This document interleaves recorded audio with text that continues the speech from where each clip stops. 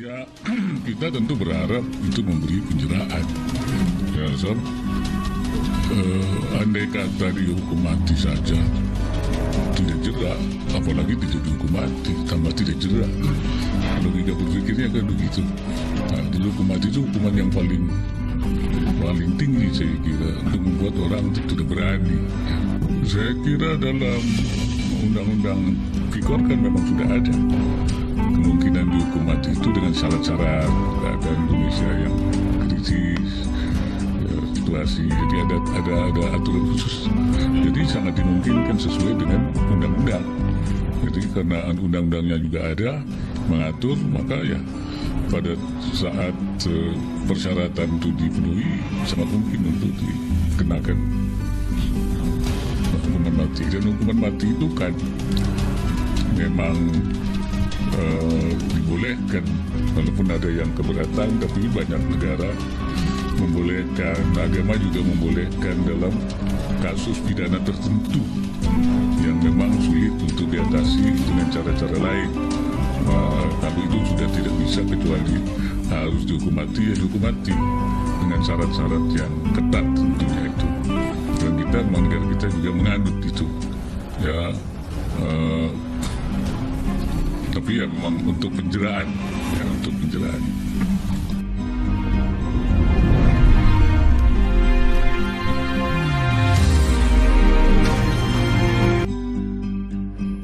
Adi Marsadi, wajar emak-emak minta Juliari dihukum mati sebab sudah lecehkan kitab suci.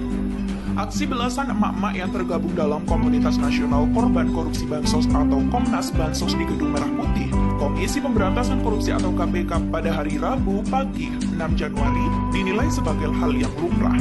Koordinator Gerakan Indonesia Bersih atau GIB, Adi Marsadi, menilai tuntutan Komnas Bansos agar KPK menuntut mati Juliari Batubara karena diduga melakukan praktik korupsi saat menjabat Menteri Sosial merupakan hal yang wajar. Sebab korupsi dana bansos yang dilakukan mantan kader PDIP itu masuk dalam kategori melecehkan kitab suci. Merampas hak orang miskin bukan hanya ngelawan UU Tipikor, tapi juga melecehkan kitab suci. Tegas mantan juru bicara Presiden Gus Dur itu dalam akun Twitter pribadinya, Rabu 6 Januari.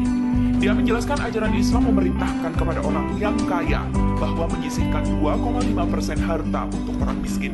Sementara agama Kristen, besaran yang harus disisihkan lebih besar, yaitu 1/10. Dengan begitu, maka praktik penilap dana untuk orang miskin yang sedang tertimpa musibah adalah bentuk pelecehan terhadap kitab suci. Wajar jika emak-emak meminta koruptor bansos Juliari Batubara dihukum mati. Tutup.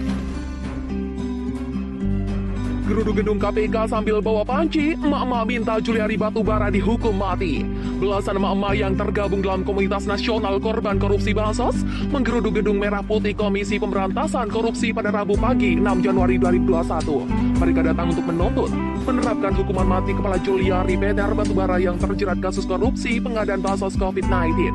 Saat menjabat Menteri, kami sebagai masyarakat menilai perbuatan tersangka Juliari telah merampas hak-hak rakyat miskin yang sedang mengalami masa-masa sulit selama pandemi COVID-19. Ujar koordinator aksi, Purwantini, saat berorasi. Purwanti menambahkan bahwa perbuatan Juliari sebagai mensos sangat menyakiti hati rakyat miskin. Atas alasan itu, Komnas Bansos mendesak KPK menuntut kader PDIP itu dengan hukuman mati.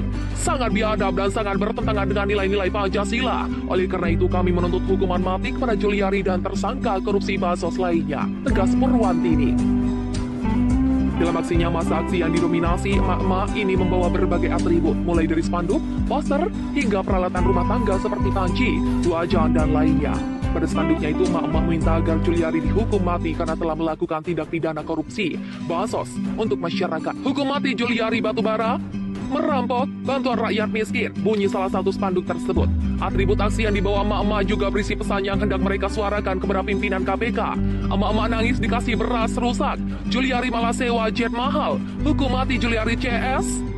Koruptor bansos, dukung KPK hukum mati koruptor bansos, tambah utang ke luar negeri tapi bansos dikorupsi. Bunyi atribut yang dibawa masing-masing masa aksi.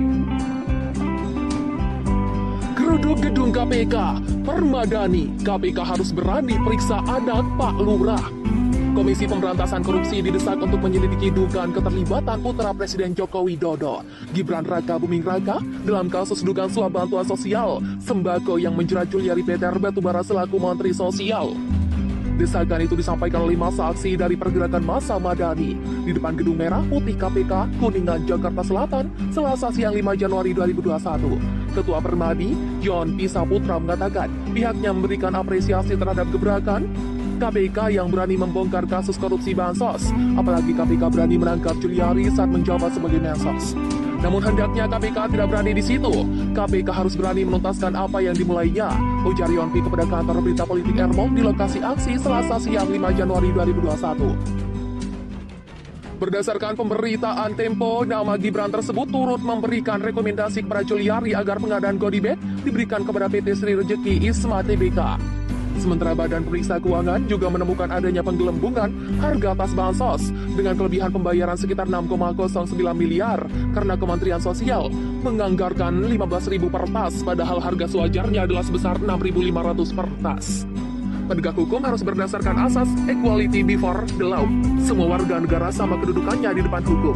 Bila ada kesaksian Gibran diduga terlibat, maka kewajiban aparat hukum dalam hal ini KPK untuk menelusurinya. Jelas Yonpi. Permadani turut menyampaikan sejumlah tuntutan untuk menindaklanjuti kasus ini, yaitu meminta KPK untuk membongkar tuntas kasus korupsi bansos, termasuk semua pihak yang terkait harus dipanggil dan dijadikan tersangka jika terbukti terlibat. Selanjutnya, Permadani menyoroti pernyataan Gibran yang mempersilahkan untuk dicek keterlibatan dirinya serta laporan harta kekayaan penyelenggara negara ke KPK. Maka kami sebagai warga negara dengan tulus ikhlas menindaklanjuti permintaan tersebut. Kami mendatangi KPK untuk mendesak KPK segera menindaklanjuti temuan Tempo. Begitulah tekannya. Selain itu, Permadani juga mendesak KPK menelusuri LHKPN milik Gibran, sebab terdapat kejanggalan dari LHKPN Gibran yang hanya berjumlah 21 miliar. Kami mendesak KPK segera menyelidikinya, begitulah katanya.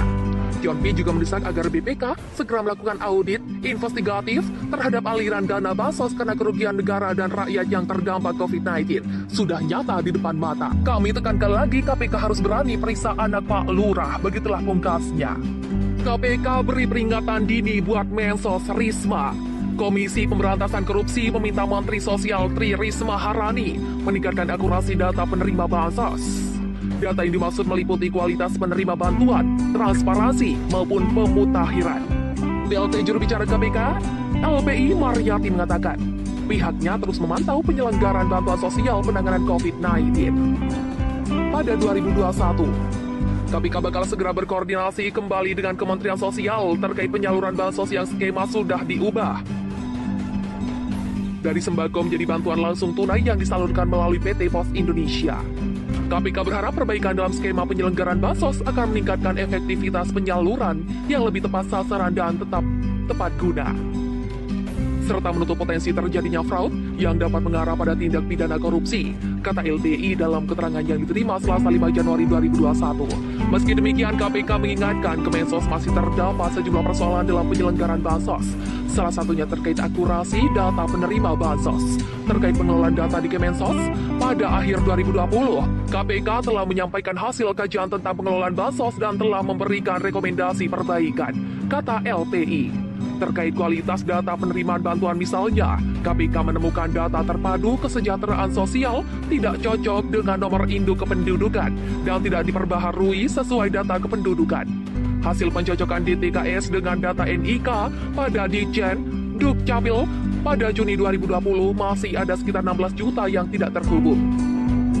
Tak hanya itu, KPK juga menemukan data penerima bantuan reguler seperti program Keluarga Harapan, bantuan pangan non-tunai, dan penerima bantuan iuran jaminan kesehatan tidak merujuk pada DTKS.